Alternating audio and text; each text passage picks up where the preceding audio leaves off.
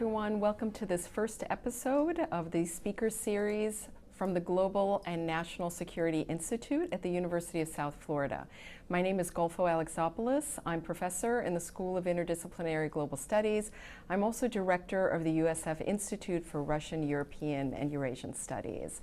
And it gives me great pleasure to be joined today by Jim Coker, who is on the Ukraine desk at the U.S. State Department. Jim, welcome to Tampa. Thank you. And tell us a little bit about what brought you here. Yeah, so I came here probably about 10 months ago. We were thinking pretty deeply about what we wanted to do policy-wise in Ukraine after this Russian aggression comes to some type of end. So from a policy perspective, we wanted to really think about different ways that we could mold and help our Ukrainian partners to rebuild their society economically, physically, and as well as like job training and things like that. So the thought process being at that particular time that Ukraine is going to have millions of veterans, estimates range from 6 million to 12 million veterans from this war who are going to have various disabilities. Disabilities as far as physical things like missing limbs or wounds or something of that nature, or perhaps even wounds that you can't see like PTSD, mental issues, and also perhaps injuries that aren't seen by the naked eye. So I thought at that time that one thing that we could really do is we could look at our counterparts in the Ministry of Veterans Affairs in Ukraine, and we could reach out to them and perhaps identify doctors and nurses and folks who deal with veterans medical care, and we could put them in touch with our Department of Veterans Affairs here in the United States. And so through a rigorous interagency process with the legislature and also with several of my colleagues in the State Department as well as the Department of Veterans Affairs, we created a program where we have a delegation that came over to Tampa here. They spent a week in D.C., the delegates did, but they're in Tampa right now learning from our VA doctors and our VA administrators about how U.S. Veterans Administration handles health care for our disabled veterans and our folks that have served and that need medical care.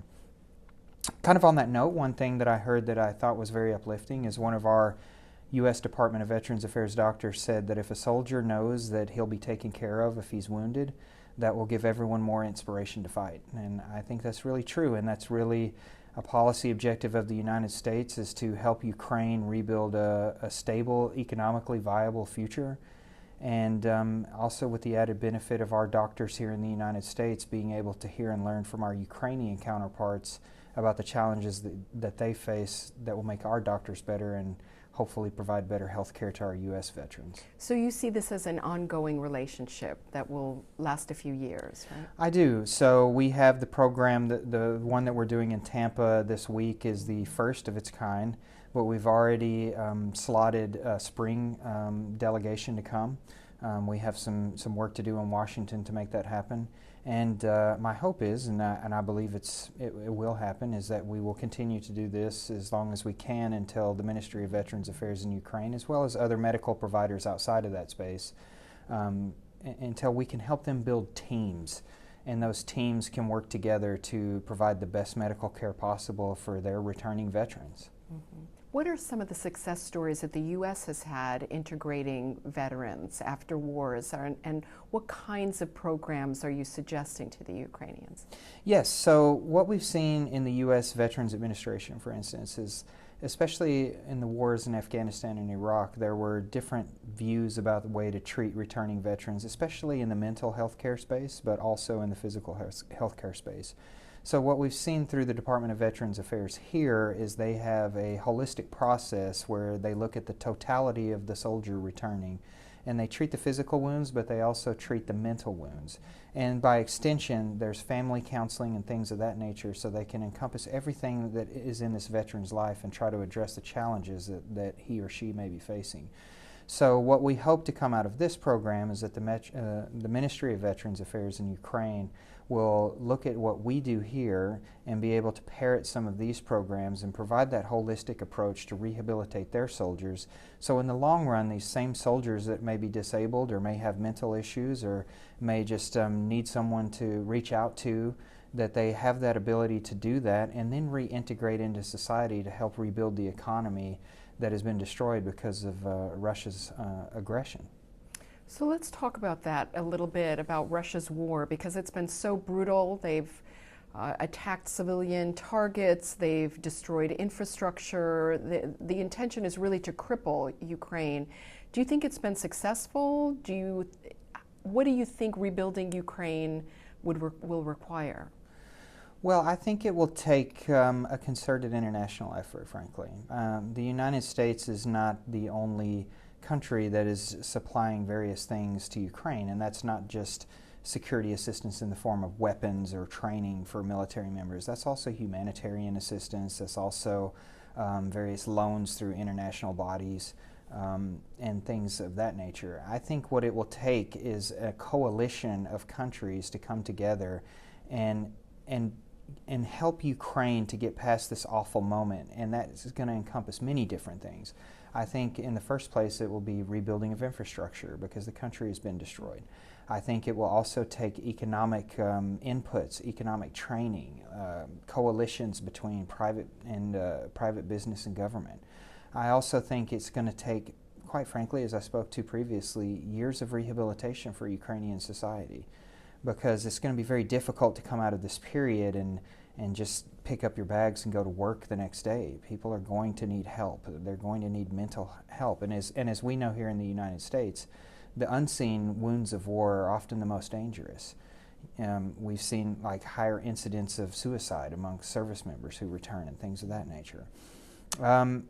I don't think, to answer the first part of your question, that this has been successful. I think if anyone could unite the Ukrainian people behind the idea of a nation state, it was Russia's unjustified and brutal war that's occurring in Ukraine.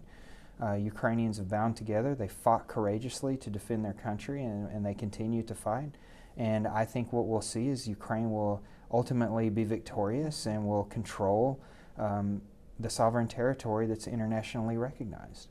What do you think provoked this invasion? There are a lot of different theories. I know Russians often blame the United States and NATO expansion. Others say that Putin was responding to domestic pressures. What do you think was the main trigger or impetus behind the invasion? You know, I'm reticent to get in Vladimir Putin's mind, but I think there were probably a couple of different things. There are many thought processes about what that could be. I think that Russia has a bit of a neurosis when it comes to relations with their neighbors. We've seen since 2008, for instance, this isn't the first time Russia has invaded a neighbor. We saw this in Georgia. We've seen it in 2014, the first time that Russia invaded Ukraine and illegally occupied and annexed sections of the country. We've also seen it this last February. As far as Russia trying to invade all of Ukraine. I think when you think about it in a broader context, perhaps it could be the dying wish of an ailing man that he returned to the glory days of the Soviet Union. But again, I think it's difficult for me to get in the mind of Vladimir Putin. I think the most important thing at this juncture is to continue as the United States to work with our allies and partners to provide Ukraine the tools that it needs to win this war and then become a successful nation state that is viable economically, and also keeping in mind that Ukraine is the largest country in Europe. So I think it's in everyone's interest to see Ukraine as a free, democratic country that relies on its institutions for the benefit of its people. So with Russia, do you think that Russia can move in a democratic direction as well in the post-Putin era? And how can we facilitate that? How can the United States reach out to pro-democratic forces in Russia, or at least facilitate a transition to democracy? Well, I think a couple of things. I think that the Russian people will determine the government that they want to have. So I think that will depend on a multitude of different things that are internal to Russia that are hard to speak about from the aspect of the United States. However, I do think on the flip side that we can always maintain an open ear. We can have avenues of ways for Russia to reach out to us or our allies and partners to try to facilitate a dialogue.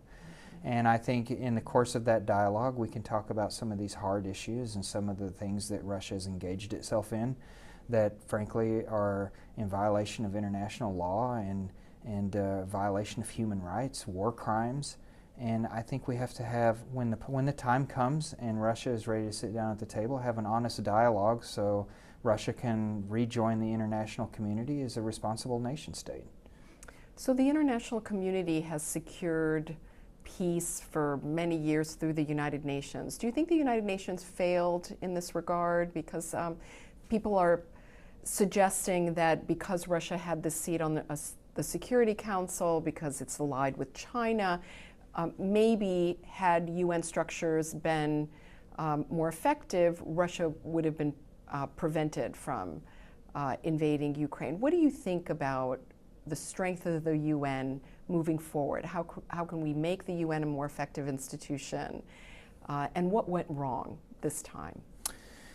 Well, it's an interesting question about the UN because if you think about the UN in the context of its history, it's a post-World War II structure that was designed to prevent state-on-state warfare. I think mostly in that realm it has succeeded. Pre-World War II, it was not uncommon for one state to invade another and did the death and destruction, obviously, that would follow with that. I think that it was very irresponsible of Russia to use this UN Security Council seat to push an agenda that it was very self-serving and in violation of the UN Charter, to do a naked land grab of its neighbor. I think as far as how can we strengthen the UN going forward, I mean, that depends on the member states and how they want to perceive the UN. I mean, traditionally the things have been actually putting weight and financing and things of that nature into the UN structure so it can operate more effectively. Mm-hmm. Do you think our alliances have been strengthened by this moment in history, and do you see any potential divisions among our allies? Well, I think in any international relations environment it's somewhat herding cats. So I would say that I do think that we've seen quite a bit of strengthening, especially between NATO nations, but it expands farther than that. So we've seen non-NATO states that have given quite a bit of support to Ukraine, and that doesn't always involve sending tanks or ammunition or things like that. Sometimes it involves sending flak jackets or perhaps humanitarian aid or expertise in some area. It could be economically or training for physicians or so on. So I think what we have seen is the United States leading and many countries contributing to Ukraine in a strengthening of those alliances. And I think that has manifested itself in ways that were unexpected before this war occurred. So, in other words, nation states now requesting to join NATO that would not have been thought possible before, as well as countries designating more of their budget for national defense. And I'm speaking specifically of Europe, but I think this could extend further out to other parts of the world as well. Mm-hmm. Do you think there's anything we could have done to have prevented this war? Some suggested maybe the United States should have reacted differently when Russia annexed Crimea in 2014 or invaded Georgia in 2008. What's your view? Well, that's a very complicated question, and again, it's hard to get into the mind of what the Russians are doing currently. I would say this. I think that naked aggression occurred. It was not endorsed by any clear-thinking individual in the world. And I think the important thing now is to move past what could have been done. That's a thought experiment, I think. It's hard to say because we're at a different point in time right now. I think the important thing is to address the fact that we have an opportunity to make Ukraine a free, sovereign state that can do things that are beneficial to the West as well as Ukraine. Mm-hmm. And I think in this sense, part of that involves acknowledging the fact that Ukraine needs to win this war and that we need to have a coalition of partners and allies together to help us get to that point. And what does winning look like? How do you see this conflict ending? What are some of the possible scenarios that you envision? Sure. Again, this is projecting into the future. But I think this is obviously a decision of Ukraine and Russia. that we'll have to determine at some point in time what works in the best national interest of each country. I would say at this point we've not seen good faith on the behalf of the Russians, in the sense that there's been no attempt whatsoever to negotiate a peace. So I think what we would like to see is a free, sovereign Ukraine that controls all of its internationally recognized territory. And I believe that the Ukrainians are positioning themselves to win that war and to have control over what is rightfully Ukraine. Jim, I want to thank you so much for speaking to my class today. My the students pleasure. were so engaged, and I thought it was really interesting how much they asked you about your career in the State Department. What would you say to students who are interested in a career in Foreign Service? So I would tell them to take a half a step back. So I think, and this is just personal advice, that each individual should be cognizant of the fact that they need to care for themselves physically, mentally, financially, and they need to be in a good center space and then pursue the things that they want to do. So that's just kind of a personal advice thing. Mm-hmm. But I think beyond that, speaking specifically to careers in the Foreign Service, I think you have to kind of do the things that the Foreign Service expects of its Foreign Service officers. So the accession process in the Foreign Service is quite rigorous, but it's not a mystery. Do your research online. Department of State has a lot of information online that students can read. There are a lot of groups that exist outside of official government structures that actually collaborate and study together. I would join one of those groups. It's always good to learn from other people's mistakes, or perhaps learn the things that they're studying and maybe incorporate that in your process. I will say one thing that I did. I guess I'm just a big believer in just doing the work and ingesting information. The State Department has a reading list for Foreign Service officers. So when I was in the accession process, I read as many of those books as I could, because I figured if I wanted to be a Foreign Service officer, I need to start thinking about the things that Foreign Service officers do. So I guess that's kind of a long roadmap to get to the Foreign Service, but that would be my advice, yes. And which parts of the world have you worked in, and how have they been different? So a little bit about my journey. So my first post in the Foreign Service was in Colombia. My second post was in Sao Paulo, Brazil.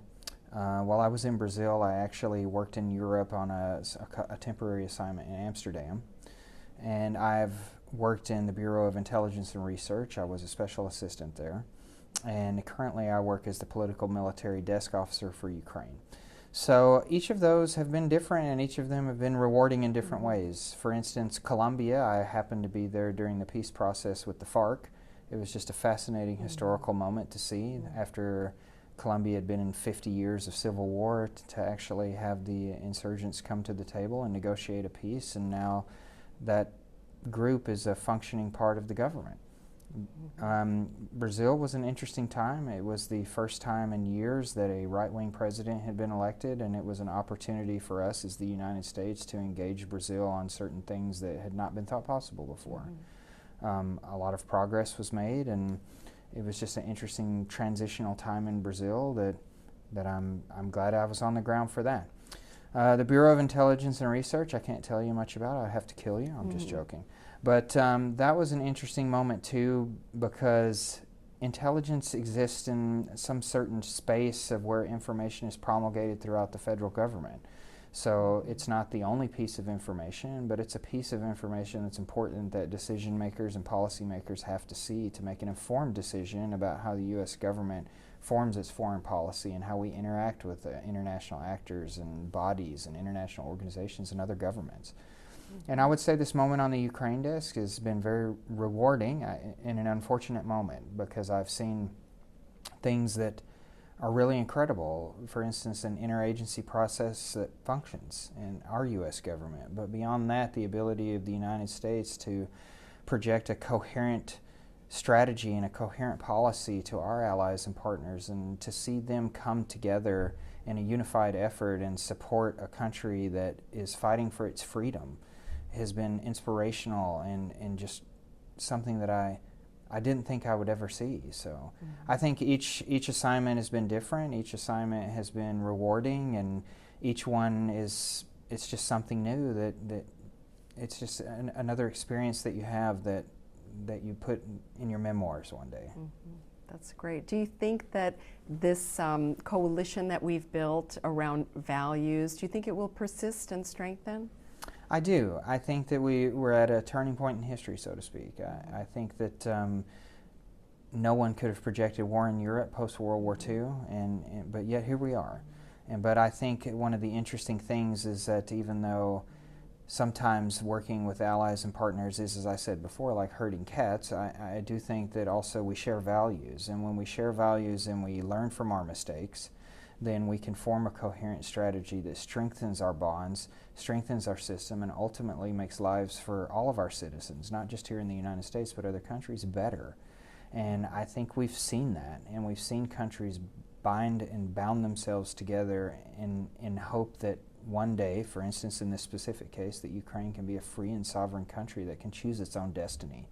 And I think that's what, as citizens of the world and citizens of the United States, frankly, that's what we want. We want to be able to have the freedom to choose our own destiny, to make our mistakes, to have our successes, and be able to not be punished by unjust governance or threat of violence from our neighbor. And we are at that moment in time where we've seen a strengthening of bonds between countries, led by the United States, that's quite frankly been inspirational. Mm-hmm. Mm-hmm. There has been an incredible amount of bipartisan support for Ukraine. What do you think is at the heart of that? Do you think it is because it's a country that's fighting for its freedom that really resonates with us? Do you think there's more to it? I think there are many elements to it, but I think the base of it is that the United States is a country of ideas and institutions, and what we're seeing in the world right now, unfortunately, with Russia's brutal invasion of Ukraine, is a despotic regime trying to impose its form of governance and its ideas on a people who just want to be free. And I think that resonates in our system because through our history we've experienced that. And even though our wounds have healed over through the course of time, we can relate to that. And I think that Congress, the President, our leaders in various branches of government, they see that. So it's not just a Republican versus Democrat or Democrat versus Republican. It's actually a battle of ideas, and the ideas that our country is founded on are strong. And I think that people on both sides of the aisle realize that, and that's why there's been such strong bipartisan support. Mm-hmm. In recent years, we've seen authoritarian regimes rise across the globe. There was a time when democracies were really resurgent, and now it's the opposite. Do you think this might be a turning point, that that if Russia's defeated, there might be a new, that other authoritarian regimes, Belarus and elsewhere, will fall as well, and that we might see this thriving again of democracy? Well, it's certainly hard to predict the future, but I would say that a couple of different things, I suppose. But the first thing is that our ideas are strong. And I think that when you have institutional democracy or a government that functions for the use of its people, it tends to have a contagious effect. I would say that's one thing. The second thing I would say is that, these countries that, and I won't speak to specific countries, but that live under despotic regimes, they're brittle and they don't serve the people. They tend to enrich those at the top at the detriment of those at the bottom. And, I guess the third thing I would say is human progress is not linear. Sometimes we take 2 steps forward and then we take a step or a step and a half back. But that doesn't mean we shouldn't strive to get to a point where we're actually living in a just society that adheres to the rule of law. And that should be the goal that we all strive to get to. So I think we're human beings, we make mistakes, and sometimes things are done in a malicious or a greedy or a violent way, but we should never excuse it, and we should always strive to be better than what we are. So when you were speaking to my class today, a number of students asked you about the threat of nuclear war, and I know that this is on the minds of many Americans, that we're sending tanks, we're involved there, and we'll just escalate, and Putin will resort to nuclear weapons as an act of desperation. How much do you fear Putin's possible use of nuclear weapons, and what do you think our response would be? Our response is hard to gauge because currently Russia is engaging itself in an unjust war where there are many documented cases of violations of human rights, and other such atrocities. Nuclear war is a different space.